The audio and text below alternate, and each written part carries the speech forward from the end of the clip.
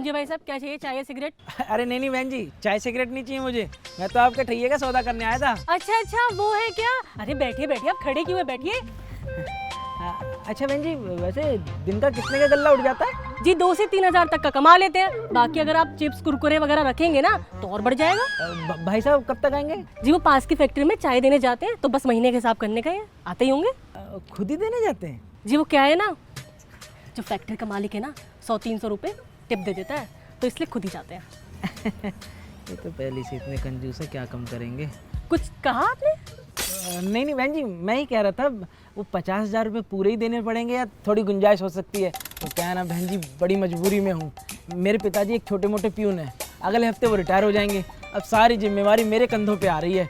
अब कुछ तो काम करना ही है, तो सोचा एक छोटा सा ठैया कर लेता हूँ। बस उसी के लिए आपके पास आया हूँ। देख लीजिए अगर थोड़ा पैसा कम हो जाए तो। अब देखिए भाई साहब, लेन देन की बात तो आप मेरे पति से ही करना। हम कौन सा लखपति हैं? ले दे के हमारे पास एक ठिया है और एक मेरे ससुर जी का ठेला है, जिसमें वो बरसों से समोसे बेचते आ रहे हैं। अब बेचारे बुजुर्ग हो गए हैं ना, तो उनसे खड़ा तो हुआ जाता नहीं है, इसलिए अब ये ठिया बेच के उसे ही चलाएंगे। अरे भाई साहब देखिए, आ गई।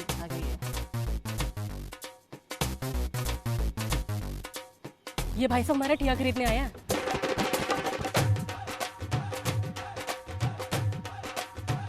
और सुनिए, बेचारे बड़ी मुसीबत में है, समझ ली हमसे भी ज़्यादा गरीब है। थोड़ा छूट वूट मिल जाए तो देख लेना।